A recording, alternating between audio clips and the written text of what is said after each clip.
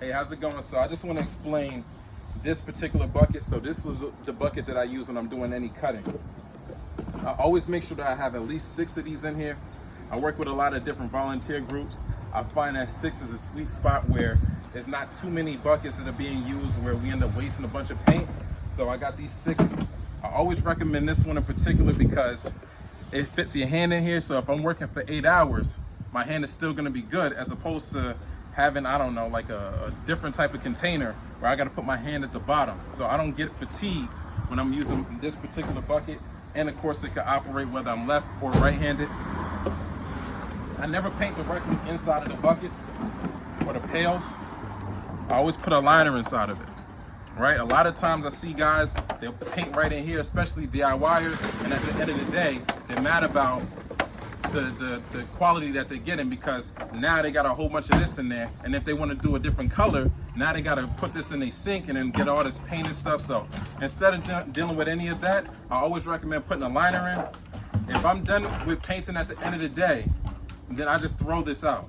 I don't even try to play around and use this another day, because a lot of times the paint dries at the bottom of this and it contaminates the next paint that you're putting on. So when you go to put on the wall, you'll get a whole bunch of dry pieces of paint all over the place. So to avoid that, we throw this out at the end of the day.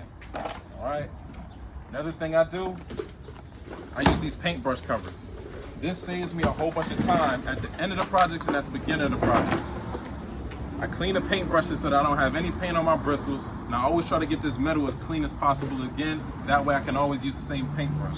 I'm always using a 2.5-inch paintbrush, and it's always gonna be the angled ones, right? I never go with the flat ones. If I'm doing any cutting, it's gonna be important that I have that point. I can't just paint with a flat paintbrush. Another reason why I like this particular pail, this is magnetic. So when I'm working with it, I don't have my paintbrush falling all over the place, because I'm gonna have a roller here, and the last thing I want is every time I go to pick up the paintbrush, now my hand gets covered in paint. This magnet saves me a whole bunch of time and allows me to keep my paintbrush neat, which is gonna allow me to get some good lines when I'm cutting. I put this to the side as I work. At the end of the day, I put it back in here.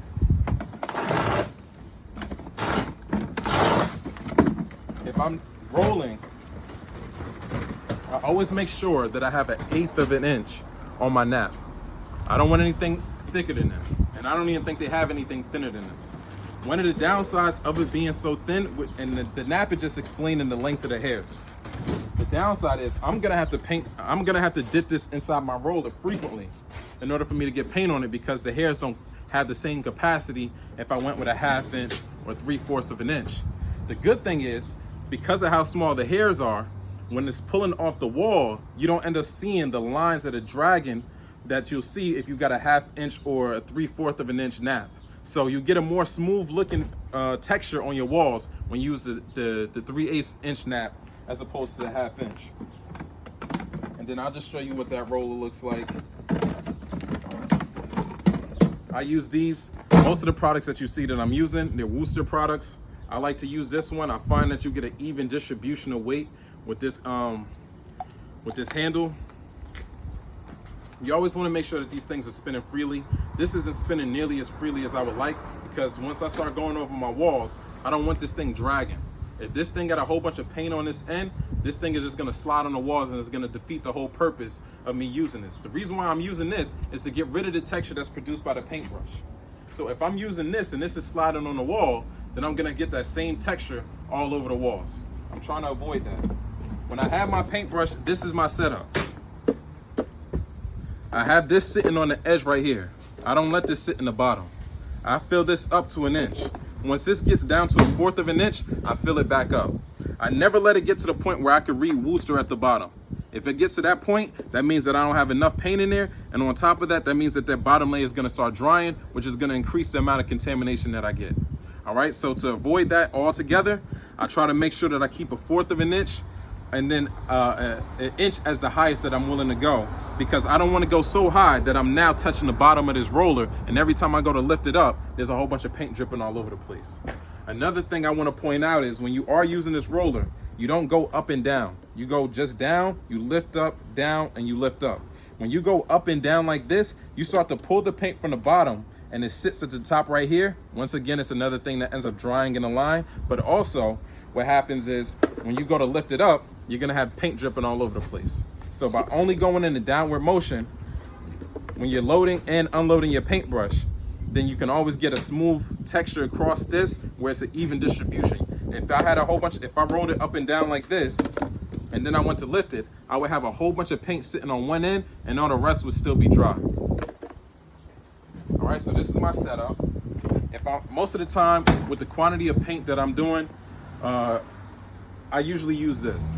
So I never recommend, if you get a 5-gallon bucket, you can just follow me over here.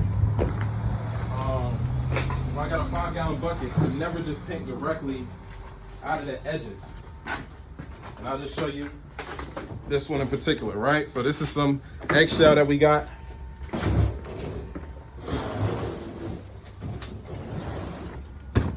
Where a lot of people go wrong, they start taking this off.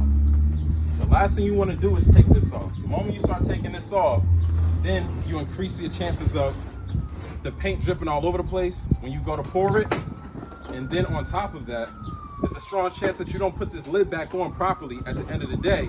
And now you got a whole bunch of paint that dried at the top, and you got a huge layer of film going over this whole surface area at the top. So to completely avoid that, we only come out of this small area, so it reduces the amount of air that might come in contact with the paint, which slows down the process of it drying. I wouldn't recommend that you leave it like how I left it at the end of the day, but I always put a glove in the top of this, but I put the spouts on here.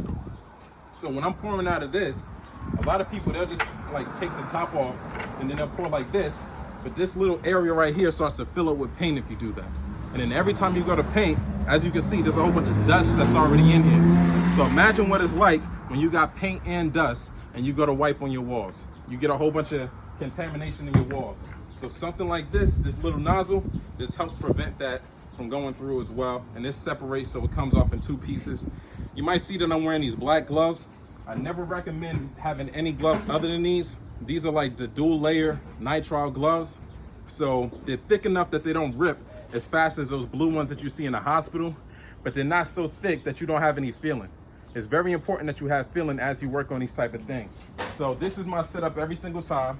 I got 6 paint brushes in here, 6 rollers, at least 6 liners, and then I also want to have some additional roller heads that go on here. This is my setup for every time I'm painting.